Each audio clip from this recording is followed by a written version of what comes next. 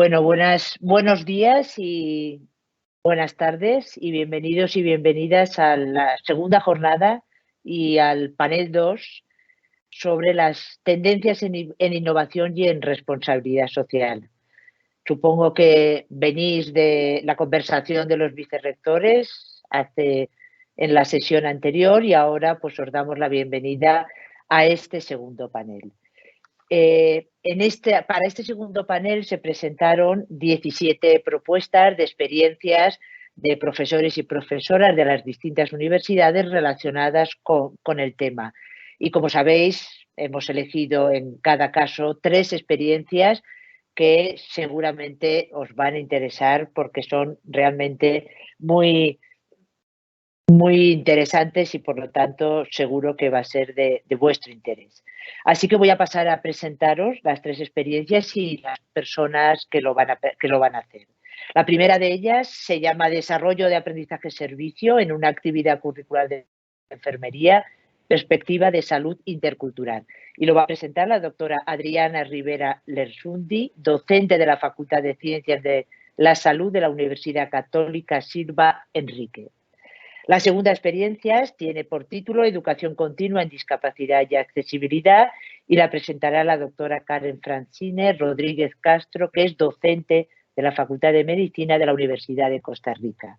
Y la tercera experiencia tiene por título Clínica Jurídica en Justicia Social y la presentará el doctor Juan Felipe García Arboleda, profesor y director del Departamento de Filosofía e Historia del Derecho de la Facultad de Ciencias Jurídicas.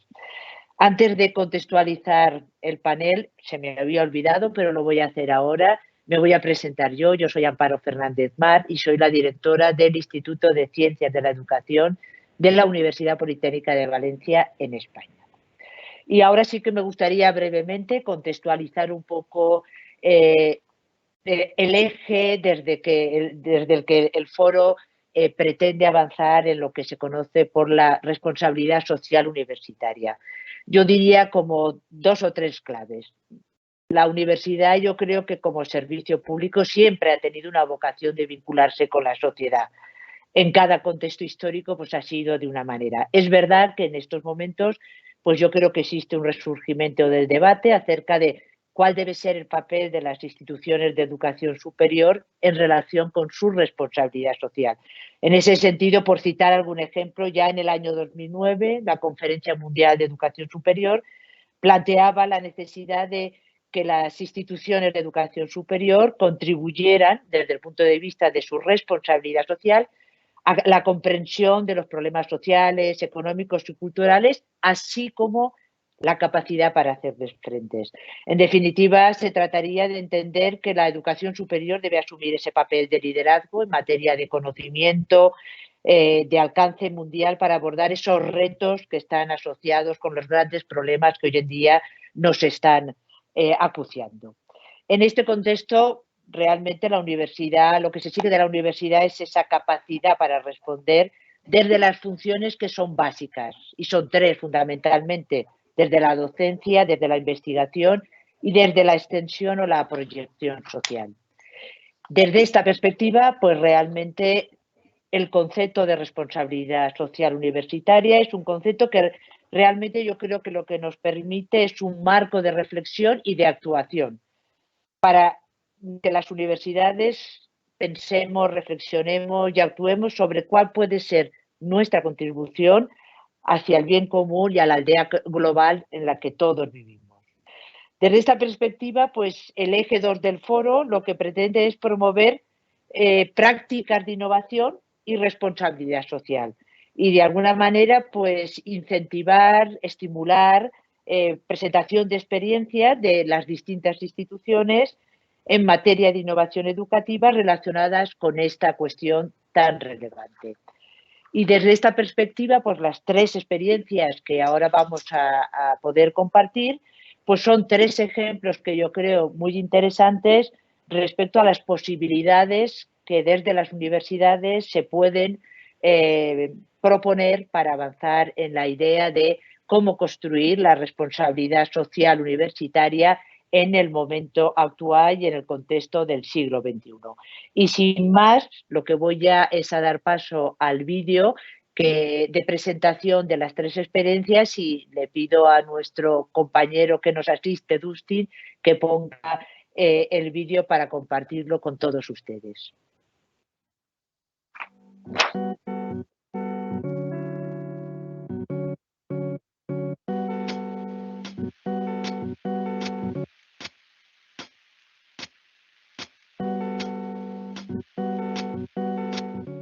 Me voy a poner aquí. Lo primero que tenemos que hacer, dijimos que era el diagnóstico, tomarle el pulso. No tiene pulso. La respiración. No está respirando porque su pecho no se infla, entonces no tiene respiración. La ausencia de conciencia. Señor, ¿me escucha? No me escucha. Entonces procederíamos a hacer la maniobra, que sería poniendo la mano que más usamos, la mano dominante, sobre el pecho en el esternón.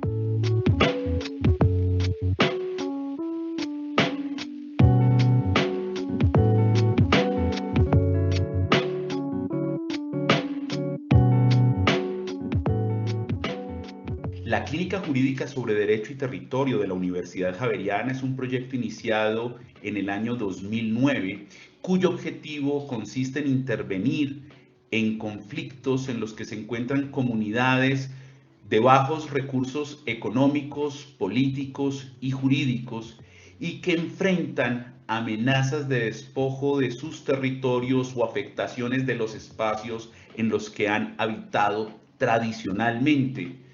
Tomamos el término clínica prestado del argot de la medicina y lo que buscamos es seleccionar casos difíciles en torno a los cuales estudiantes y profesores imaginamos fórmulas, soluciones a las que llamamos estrategias de litigio, de tal suerte que si llegamos a curar a ese paciente grave, pueda ser enseñada y practicada en los casos análogos que se presentan en la sociedad. Mi entrada a a la clínica jurídica marcó mi proyecto personal y profesional porque me di cuenta de la importancia de los casos prácticos, de poder entender y poder utilizar todas esas herramientas teóricas en casos concretos. Es un espacio que a uno le pone de presente y en el plano de la cotidianidad cuestiones emergentes tales como ¿qué estoy aprendiendo? ¿Para qué lo estoy aprendiendo? ¿A disposición de quién voy a poner esos conocimientos?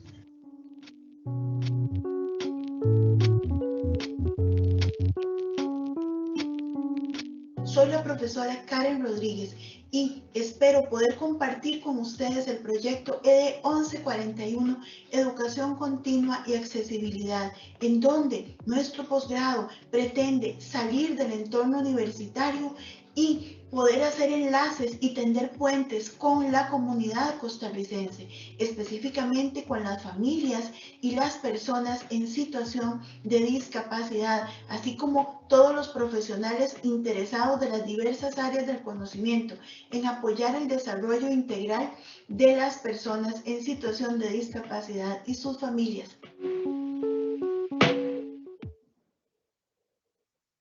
Muchas gracias. Bueno, ahora sí. Uy, ¿qué ha pasado?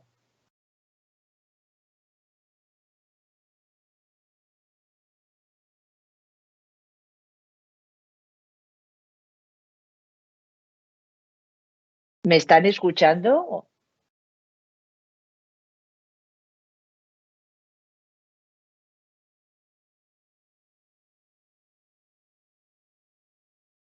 Sí, señora, puede continuar. Vale, es que estaba esto de acuerdo, muchas gracias. Bueno, ahora vamos a pasar a que cada uno de los tres ponentes del panel pues nos presenten de una manera más pormenorizada durante 10 minutos como máximo para dar pie luego al diálogo cada una de sus experiencias, que yo creo que tienen cuestiones en común, pero también cosas que los diferencian y yo creo que eso lo hace más enriquecedor.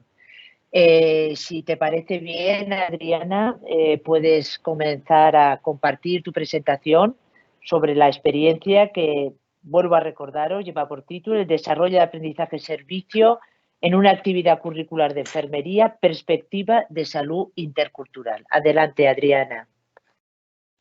Muchas gracias por este espacio. Bueno, la educación superior en Chile asume un rol social que tiene como finalidad la generación y desarrollo del conocimiento. En consonancia con lo anterior, la Escuela de Enfermería de la Universidad Católica Silva Enríquez, a través de la vinculación con la comunidad, pone en aplicación su modelo de formación, entendido como un proceso de transformación de las personas en el cual busca entregar herramientas, oportunidades y apoyo a las y los estudiantes para que estos desarrollen integralmente sus potencialidades y capacidades para promover la construcción de un proyecto social con mayor dignidad, justicia, como ciudadanos honestos que contribuyan al bien común y a la construcción de una sociedad equitativa y democrática. Durante el transcurso del año 2021, la unidad académica de la Escuela de Enfermería desarrolla la modalidad de aprendizaje-servicio. Esta modalidad aporta al proceso formativo desde una visión constructivista y de metodologías de enseñanza-aprendizaje centradas en el estudiante. La actividad curricular de educación para la salud y primeros auxilios es seleccionada por la unidad académica por ser una asignatura teórica del eje disciplinar para la formación de enfermería, en donde se contextualiza al futuro profesional frente a quien será sujeto de su cuidado. Dicha actividad curricular aborda la gestión del cuidado desde los componentes como la responsabilidad, la ética, la empatía, el respeto por las diferencias, la autodeterminación de las personas, el pensamiento crítico, la responsabilidad social y el concepto del cuidado en la salud como un derecho humano fundamental que debe ser entregado con equidad y dignidad. Con el contexto de pandemia, la institución mantuvo las actividades presenciales de prácticas clínicas para los estudiantes de los últimos ciclos de formación de la carrera. Esto no ocurrió con el primer nivel de formación, por tanto, la modalidad de aprendizaje-servicio debió adecuarse a una vivencia de tipo virtual. En el desarrollo de la experiencia de aprendizaje-servicio, el primer encuentro entre las docentes de enfermería con el socio comunitario generó la instancia de presentación de la iniciativa, dando como respuesta una alianza, Escuela de Enfermería-Colegio. Esta cooperación se sustentó en torno a la asignatura del colegio llamada Vida Saludable, que se implementó durante el 2020. Y su alcance es desde pre-kinder a segundo de educación media. Esta asignatura se constituye en una hora pedagógica semanal y tiene como propósito generar conductas de autocuidado y vida sana en la comunidad escolar. Dentro de las temáticas planteadas por la dirección del colegio se manifestó la necesidad de capacitación en primeros auxilios a docentes y estudiantes, lo cual tuvo concordancia con los objetivos de la asignatura de Educación para la Salud y Primeros Auxilios, la cual se imparte en el primer semestre de la carrera de enfermería. La unidad académica realizó revisión de la matriz de retributación de competencias para el perfil de egreso, los resultados de aprendizaje asociados e indicadores de la asignatura seleccionada, con la finalidad de diseñar y planificar una matriz de pertinencia para la modalidad aprendizaje-servicio, dando como resultado la siguiente tabla, en la cual se muestra las competencias asociadas, la número 5, implementar procesos educativos con las personas de manera individual y colectiva para favorecer estilos de vida saludables, y la competencia 7, aplicar los métodos científicos, el método científico en el ejercicio de la práctica de enfermería para la resolución de problemas. El equipo de la asignatura generó la adecuación de la programación de la asignatura con fechas de actividades presenciales o virtuales según el estado de avance o de retroceso de la pandemia. Se propusieron, por lo tanto, realizar 3 intervenciones presenciales por parte de los estudiantes de la asignatura con el socio comunitario, en una modalidad de feria saludable virtual con la presentación de cápsulas educativas, lo cual fue aceptado por el colegio. Paralelamente, a nivel de la unidad académica, docentes y estudiantes fueron acompañados y capacitados para generar reflexión colaborativa en aprendizaje-servicio, con los lineamientos dados por ABC Lab, equipo institucional de apoyo que orienta a las unidades académicas en aprendizaje-servicio como una estrategia de un aprender sirviendo. En este modelo de reflexión para el aprendizaje organizacional se plantea como parte un doble ciclo de aprendizaje en el cual se revelan las propias creencias y aprendizajes previos para la toma de conciencia de forma personal, grupal e intergrupal colectivo. Algunas de las reflexiones abordan preguntas como: ¿a qué competencia tributa la experiencia de aprendizaje-servicio? ¿Cómo se aborda el enfoque de derechos humanos en esta experiencia? ¿A cuál de los objetivos de desarrollo sostenible contribuyen esta experiencia? ¿Y cómo las actividades comunitarias dialogan con el diseño del curso y su contenido académico?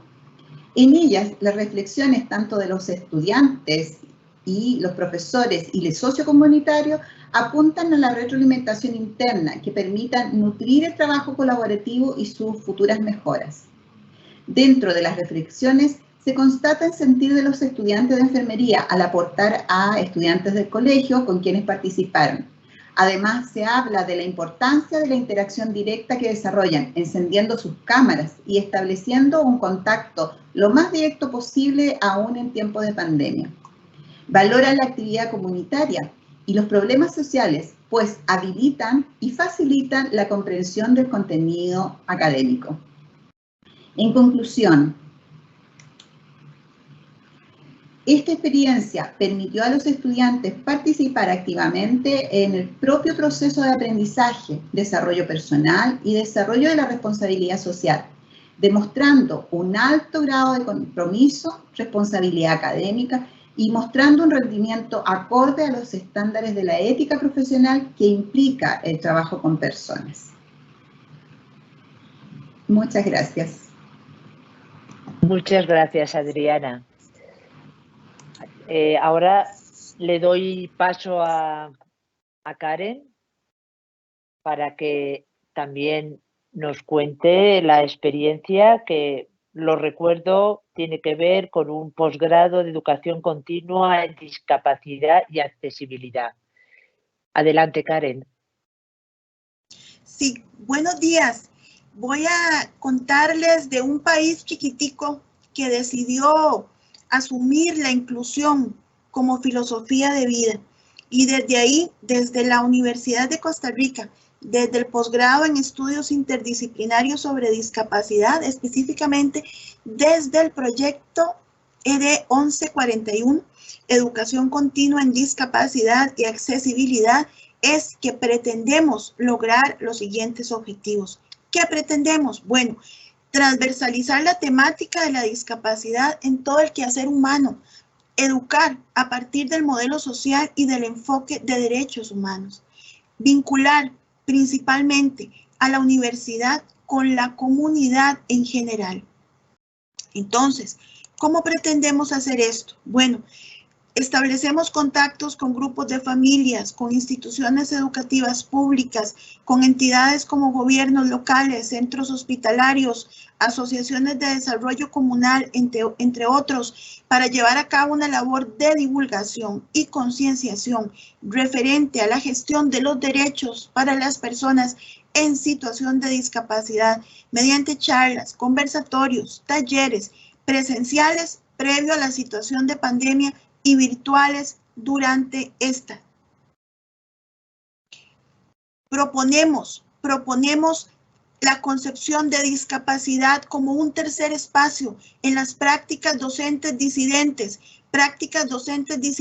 como aquellas que abandonan la verticalidad y la posición de poder y trabajan en conjunto, tomando en cuenta, de acuerdo con los postulados del modelo social, el saber y el conocimiento de la comunidad, de las personas y de las familias en situación de discapacidad. Y este conocimiento será utilizado para la generación de actos creativos, para visibilizar a las personas en situación de discapacidad y sus derechos. Actualmente tenemos en curso una capacitación para el Poder Judicial de todo el país, para las personas profesionales en psicología del Poder Judicial de todo el país. También hemos logrado realizar colaboraciones con otras casas de enseñanza superior, como la Universidad de Ecuador, con quienes trabajamos durante 2 meses el taller llamado Mis Derechos, en donde estudiantes tanto de Ecuador como de Costa Rica, estudiantado con discapacidad, específicamente con la condición del espectro del autismo, pudieron reflexionar, participar y construir acerca de cuáles son sus derechos y las legislaciones nacionales e internacionales que les corresponden como jóvenes en situación de discapacidad.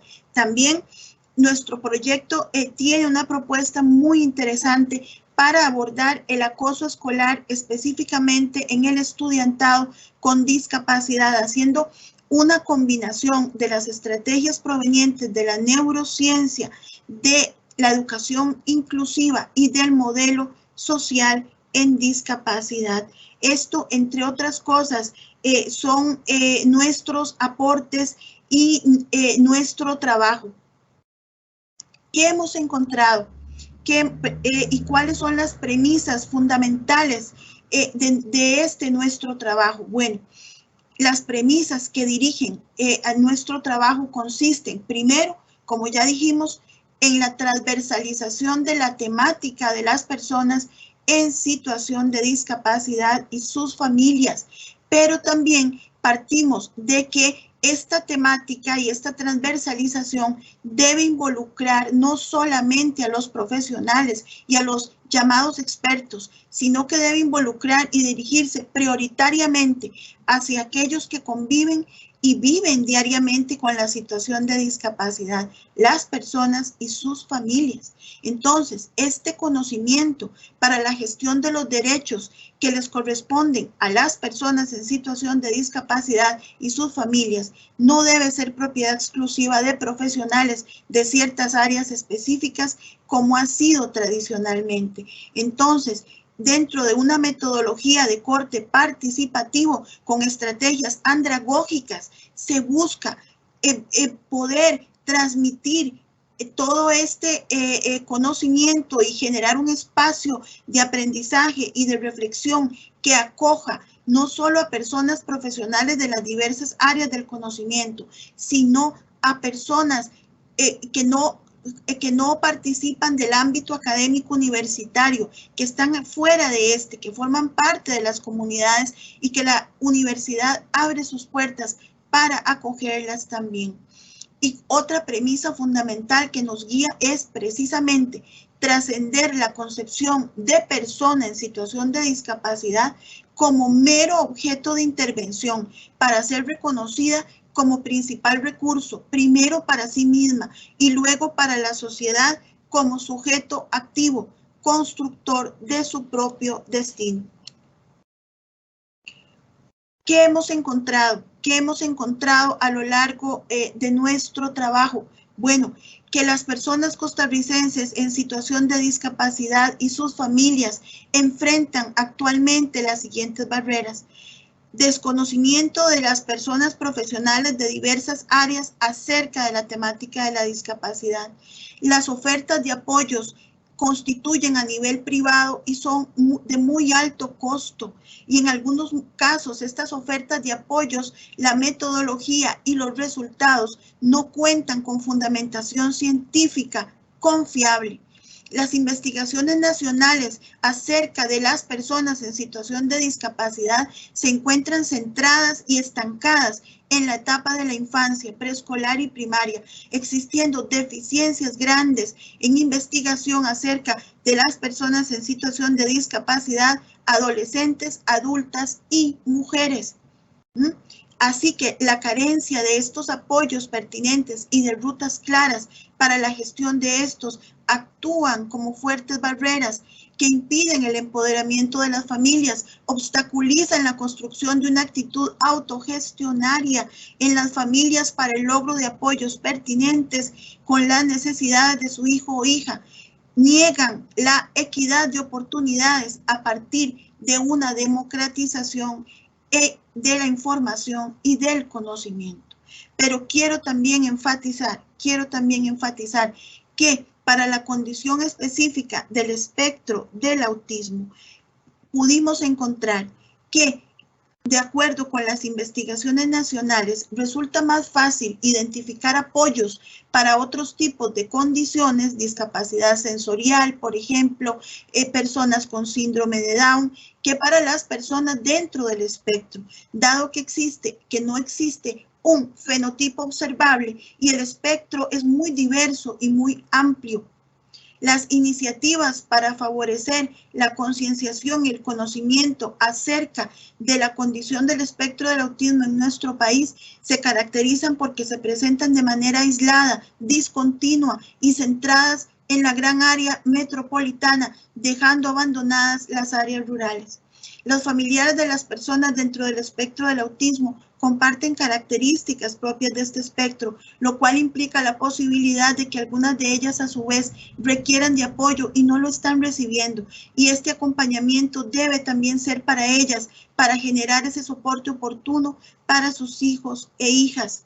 Lo anterior tiene incidencia directa en la ocurrencia de las siguientes situaciones: impotencia en las familias y en las mismas personas en situación de discapacidad, obstaculiza a las personas en situación de discapacidad y sus familias en la toma de decisiones importantes, perpetúa las desigualdades sociales y la inequidad social, coloca en riesgo a estas familias de constituirse ellas mismas en barrera para el desarrollo integral de sus hijos e hijas. Conclusiones más importantes de este proyecto. La discapacidad no es un tema opcional. Las trayectorias vitales de las personas en situación de discapacidad constituyen y forman parte de las variaciones humanas del genoma y no deben concebirse como condiciones inherentemente patológicas. Cuentan con el derecho a existir en una gran cantidad de nichos bioneuronales, en tanto diversidades neurovitales. Discapacidad no se puede ver fuera del mundo de la biodiversidad neuroposible. Es ese tercer espacio que nos permite abandonar el binomio perverso construido ancestralmente a partir de lo llamado normal y anormal para construir respuestas creativas que validen lo considerado normativa y estadísticamente como poco probable e imposible. La mejor enseñanza de este proceso, lo que mejor hemos podido aprender es que las personas en situación de discapacidad, más que ser representadas, necesitan que se les abran espacios de participación. Entonces, para las personas en situación de discapacidad es más importante la participación que su representación. Muchas gracias.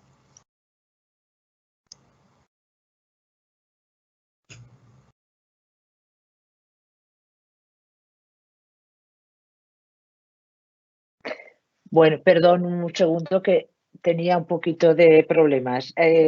Gracias, Karen, y ahora le paso la palabra a Juan Felipe para que nos plantee y nos presente la experiencia de la clínica jurídica en justicia social. Adelante, Juan Felipe, cuando quieras. Bien, muchas gracias, Amparo, y a todas las colegas en este panel. Voy a compartir la pantalla. Y quisiera confirmar que la estamos viendo.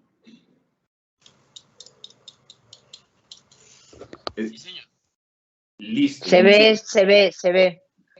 Bien, muchísimas gracias, Amparo, a todas las colegas. Entonces quisiera a continuación compartirles esta experiencia de innovación y responsabilidad social que tiene que ver con la justicia social, pero de manera concreta se ha especializado en el derecho y el territorio, una clínica jurídica en derecho y territorio que hemos desarrollado desde el año 2009 en la Pontificia Universidad Javeriana. Por supuesto, un agradecimiento al Foro Internacional de Innovación Universitaria por permitir compartir esta experiencia y además enriquecernos con las que las colegas también nos han presentado. Estas oportunidades son únicas para conocer los avances de la educación universitaria. Muy bien, yo quisiera decirles que el objetivo de la clínica jurídica consiste, el objetivo más general, consiste en cambiar un paradigma en la relación social con el campo y los campesinos. Colombia, desde donde se presenta esta experiencia, es un país altamente rico en recursos naturales. Y eso ha hecho que se configure un paradigma en donde desde los centros políticos y administrativos, desde donde se toman las decisiones, allí se concentra un poder para definir cuál es el uso que se le da a los territorios afuera de estos centros políticos y económicos. Y eso agrava entonces, por un lado, la relación con el territorio, porque el territorio se ve simplemente como un objeto de explotación, pero también afecta a comunidades que históricamente están asentadas en esas cuencas hidrográficas, en esas fuentes de vida, bosques, la tierra, porque a esas personas se les quita su capacidad de decidir, se les ve como sujetos que no son aptos para tomar decisiones sobre el uso de esos recursos. Entonces, el objetivo más general de la clínica jurídica consiste en cambiar ese paradigma de esa relación social con la que históricamente se ha configurado el territorio en la sociedad colombiana. Y la forma en que lo hacemos es a través del derecho. Nosotros promovemos que lo que debe prevalecer, y también con las otras ponencias también se ha hablado de esto, trata de fortalecer un enfoque de prevalencia del derecho. Es decir, tenemos que convertir en prioridad la garantía de la dignidad, la igualdad y la autonomía de los campesinos, así ello implique afectar intereses económicos y políticos que se benefician de esta discriminación social histórica. ¿Cómo lo hacemos? Nosotros somos un grupo la clínica está compuesta por un grupo de profesoras, profesores, que tienen una trayectoria en investigación, una larga trayectoria en investigación en estos temas y que están constantemente documentando, mirando cuál es la frontera, el estado del arte en estos temas, y lo realizamos en conjunto con los estudiantes. Todo esto que los avances en investigación se transforman en herramientas educativas, en cursos, cursos cortos, cursos largos, como lo explicaré en unos minutos, para finalmente, con toda esta información que se está compartiendo, con todos los saberes que se están compartiendo de generación en generación a través de la estrategia educativa, seleccionamos casos para poder crear soluciones y tratar e intentar de lograr ese objetivo de cambio del paradigma de la relación social. En ese sentido, resultados que hemos tenido en la clínica en Derecho y Territorio, pues ya podemos decir que nosotros tenemos en esta estrategia de investigación 9 tesis de pregrado, una tesis de maestría, 4 tesis de doctorado.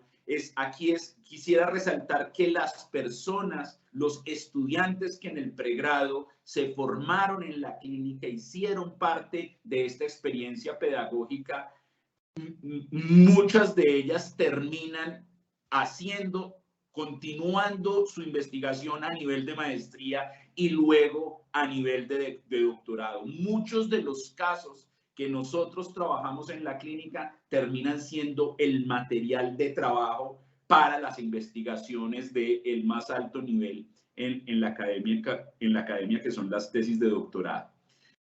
Cuando nosotros nos referimos a la estrategia de educación, por supuesto tenemos una clase en el pregrado que se llama Trámites Judiciales en la Clínica de Derecho y Territorio. Más o menos pasan por esta clase 10 estudiantes por año que se involucran en los casos para tratar de imaginar soluciones jurídicas a esos conflictos. También nosotros preparamos unos encuentros de intercambio de saberes con población campesina, por lo menos en relación con los casos que llevamos, hacemos mínimo 5 por año. Allí es muy importante subrayar que, claro, nosotros tenemos unos conocimientos y podemos educar en ese lenguaje técnico que es el lenguaje jurídico, pero los saberes de cómo habitar esos espacios son saberes que tienen la población campesina. Entonces, cuando nosotros hablamos educación en esos términos, allí lo más innovador es comprender que esos espacios, esos encuentros son espacios de intercambio de saberes en donde nosotros aprendemos esa historia de poblamiento, sus saberes que les han permitido vivir en esos espacios ricos en recursos naturales y de donde proveen la vida, y nosotros a su vez intercambiamos esos conocimientos que, como ya dije, son conocimientos técnicos de la ciencia jurídica. La estrategia de educación no es solo estos espacios de intercambio con la población campesina, sino que nosotros todo lo que investigamos y lo que construimos también lo compartimos con el sector judicial en cursos de formación judicial. También tenemos una participación activa en audiencias públicas en el Congreso de la República sobre estos asuntos, y a su vez también entendemos que para poder cambiar ese paradigma necesitamos entrar a dialogar y a interlocutar con múltiples funcionarios del Estado, en donde todos estos materiales de educación siempre estamos divulgando. El litigio estratégico implica entonces realizar unas acciones constitucionales, algunas investigaciones de tipo penal en ciertos casos, y uno de los resultados más importantes de la clínica tiene que ver con los fallos judiciales de nuestra Corte Constitucional en casos que hemos litigado, y al menos hemos logrado 3 sentencias de nuestra Corte Constitucional. Estamos en estos momentos en ciudades, en todo el territorio nacional, en la costa pacífica, en Buenaventura, en la selva amazónica, en Albania, Caquetá. Estamos en la Sierra de la Macarena, espacios todos absolutamente bellísimos, con unas historias de la gente muy vivas. Estamos también en el Caribe, en la zona norte de Cartagena, en el río Magdalena, en la ciénaga de Simití, en la cuenca del río Coelho, que es otra de las cuencas que nutren la principal fuente hídrica colombiana, que es el río Magdalena. Yo quisiera cerrar esta presentación diciéndoles, tratando como de justificar por qué esto es una innovación en responsabilidad social universitaria. Yo creo que esto es un proyecto de innovación porque constantemente la pregunta que tienen los estudiantes, profesores y profesoras que se centran a trabajar en un caso específico tiene que ver con imaginarse soluciones que permitan el cambio en la asignación de derechos, que permitan que estos grupos humanos que históricamente han sido discriminados en la forma de vida, de habitar esos espacios, puedan ser reconocidas a través de herramientas jurídicas. Y todo eso siempre implica la cotidianidad, es un ejercicio de innovación de herramientas jurídicas para lograr ese objetivo. Esta es una innovación que es replicable porque de alguna manera de lo que se trata es un modelo pedagógico que trabaja con un caso seleccionado, y lo que se trata es de aumentar el conocimiento sobre ese caso, construir soluciones y transformar finalmente el sistema jurídico, y esto se transfiere de generación en generación en las instituciones educativas, y no solo en las formales, en universitarias, sino, como lo mencionaba, en espacios de intercambio de saberes con grupos que precisamente tienen otros saberes que no son estos lenguajes técnicos del derecho.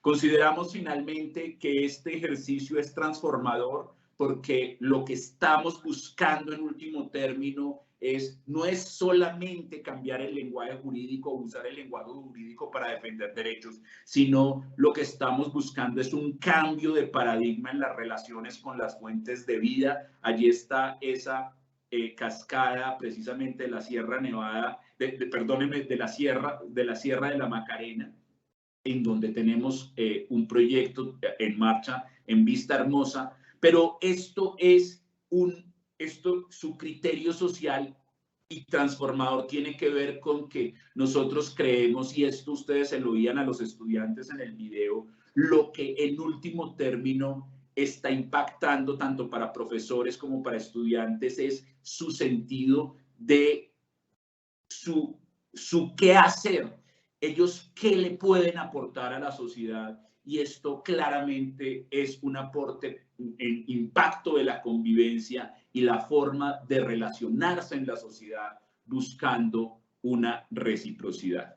Quisiera entonces terminar con esto agradeciendo mucho a este Foro Internacional de Innovación Universitaria, a Amparo y a todas las colegas, y bienvenido entonces un intercambio de saberes. Muchas gracias. Muchísimas gracias, Juan Felipe, por tu presentación. Bueno, yo creo que las tres experiencias, por lo menos a mí me parecen inspiradoras. Creo que hay un trabajo de tiempo en las tres y que lo tenéis ya muy reflexionado, muy asentado, y que, por lo tanto, yo creo que nos ayudan a ver un poco más allá y hacia dónde podríamos caminar en la innovación educativa en el campo en el que nos estamos moviendo, que es el de la responsabilidad social. Muchísimas gracias. Y ahora sí que yo os plantearía una pregunta conjunta a los tres, y me gustaría que participarais cada uno de vosotros, pero intentemos utilizar pues en torno a 3-4 minutos para poder participar todos. Y la pregunta sería la siguiente: ¿en qué aspectos, desde la relación entre la innovación y la responsabilidad social universitaria, creéis que se puede contribuir, o se está contribuyendo ya de hecho, a cerrar las brechas educativas, que en el fondo es el lema del 10º foro en el que estamos participando? Así es que, bueno, quien quiera, ahora sí que no voy a decir yo quién interviene, pues el que primero quiera, pues empezar cuando queráis. Adelante. Bueno, pensando en que yo inicié las ponencias, para nosotros desde la Universidad Católica Simba Enrique, la vinculación con el medio es muy importante para el desarrollo de la docencia. Nuestros estudiantes, como adquieren un rol protagónico en el desarrollo de las iniciativas, en los proyectos y los programas, nos da la posibilidad de generar el acompañamiento de sus competencias propias del perfil de egreso. Por lo tanto, el hecho de entrar en contacto con la comunidad, en enfoque de derecho, ¿cierto?, en bidireccionalidad, en coherencias con lo que la institución Universidad Católica Simba Enrique sustenta, ¿cierto?, nos da la posibilidad a nosotros de generar instancias no solamente de educación formal, sino también informal, con nuestros socios comunitarios que son territoriales, y por lo general nuestros estudiantes son parte de esos territorios. Por lo tanto, a nosotros nos hace mucho sentido el generar esta instancia que mejora, ¿cierto?, aquellos espacios donde las instancias educativas no han podido ingresar. Por ejemplo, el hecho de enfermería, nosotros necesitamos de campos clínicos para que los estudiantes aprendan a interactuar con la comunidad, a desarrollar competencias establecidas con las relaciones con las personas, y el trabajo en comunidad hace precisamente que estas brechas que tenemos muchas veces de la falta de campos clínicos van desarrollando habilidades que podrían no desarrollar si no tuviéramos acceso a estos campos clínicos. Adriana, Juan Felipe, Karen, ¿cómo lo veis vosotros?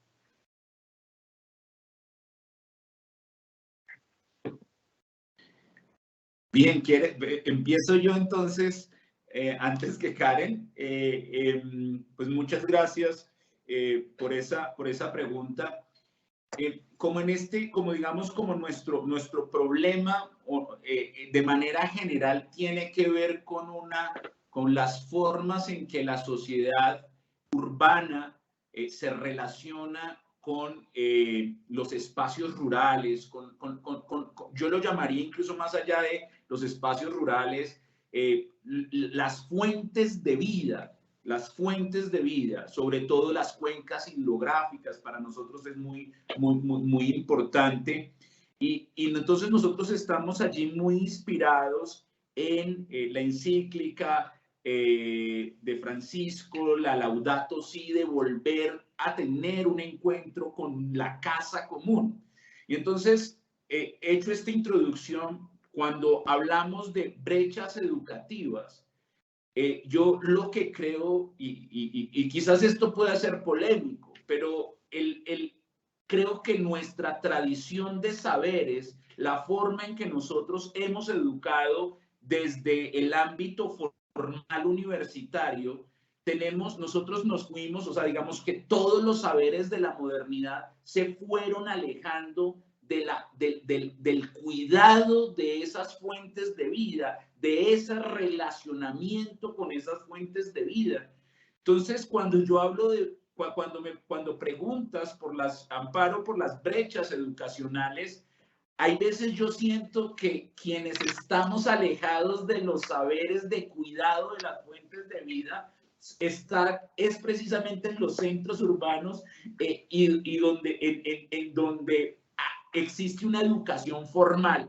Entonces, esta experiencia de la clínica jurídica en Derecho y Territorio, lo que termina pasando es que acerca a las nuevas generaciones que tienen un conocimiento técnico tradicional a los saberes que tienen las personas que habitan esas fuentes de vida y que tienen una conciencia muy activa, además, pasada de generación en generación y que no han podido acceder a instituciones educativas formales. Entonces yo creo que ese espacio de encuentro, de intercambio de saberes, es fundamental para el cierre de brechas educativas, pero no solo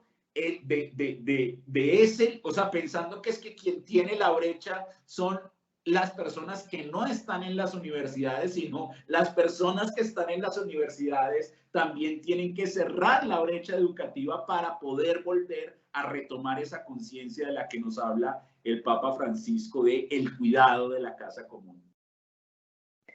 Muchísimas gracias, Juan Felipe. Muy interesante todo lo que estáis diciendo, pero le doy la palabra ahora a Karen y avanzamos. A ver, Karen, ¿cuál es tu posición? ¿Qué piensas al respecto? Primero, me alegro mucho de haberle cedido la palabra primero a Juan Felipe, porque coincido muchísimo en muchas cosas que él está diciendo. Efectivamente, la brecha en el conocimiento no le pertenece únicamente a las supuestas personas fuera del ámbito universitario. También dentro del entorno universitario hay una brecha, una carencia de conocimiento, y en eso coincidimos en este proyecto ED 1141, en donde precisamente valoramos y validamos el conocimiento de las personas en situación de discapacidad y sus familias como tan valioso y pertinente como el de los llamados expertos o profesionales. Entonces buscamos, como dijo Juan Felipe, también crear un espacio de encuentro donde esa reflexión crítica, donde esos aprendizajes, tender esos puentes, ¿para qué? Para generar un conocimiento común, un conocimiento común que parta del nada de nosotros sin nosotros. donde la persona en situación de discapacidad deja de ser el sujeto de intervención para convertirse en recurso, primero para sí misma y luego para la comunidad. Entonces ahí es donde buscamos precisamente innovar y cerrar esa brecha que ha existido hasta ahora. Personas en situación de discapacidad como co-creadores del conocimiento, no solo como objeto de intervención mediante el conocimiento, como tradicionalmente se había implementado.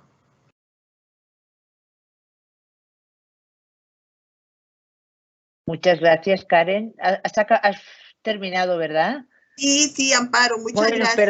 Perdona. Bueno, muchísimas gracias. Yo para finalizar, porque ya estamos en tiempo de finalizar, sí que me gustaría dos cosas que creo que a mí por lo menos me han resonado mucho. Yo creo que esta perspectiva a la innovación añade algo que me parece tremendamente importante, que es la de no solamente cuestionarnos qué tipo de innovaciones pueden mejorar la efectividad de la enseñanza y el aprendizaje, sino plantearnos también sobre qué tipo de aprendizaje son valiosos y cómo podemos ayudar a las futuras generaciones para prepararlos para esa ciudadanía responsable, que sean líderes de transformación social, y eso me parece un debate tremendamente valioso cuando desde las instituciones universitarias nos planteamos qué tipo de focos son los que podían iluminarnos a la hora de innovar. Yo creo que este es un foco que a veces lo olvidamos.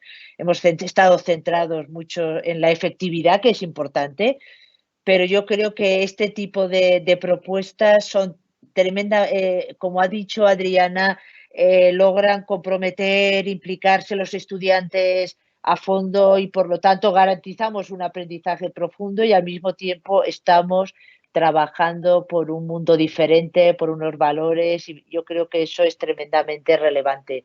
Os agradezco de verdad la participación, a mí por lo menos me ha resultado tremendamente inspiradora y ha sido un placer. Y ahora os emplazo a los que nos estáis escuchando aquí a la última conferencia del foro, que va a versar sobre las prácticas sociales en la Pontificia Universidad Javeriana, aportes a la construcción del país, a cargo del doctor Daniel García, jefe de la Oficina de Fomento de la Responsabilidad Social de esta universidad. Muchísimas gracias, Adriana, Karen y Juan Felipe. Ha sido un placer estar con vosotros y con todos los que nos hayáis escuchado. Hasta otro momento y otro lugar. Un gusto. Gracias. Un gusto, gracias, Amparo. Chao, adiós a todos.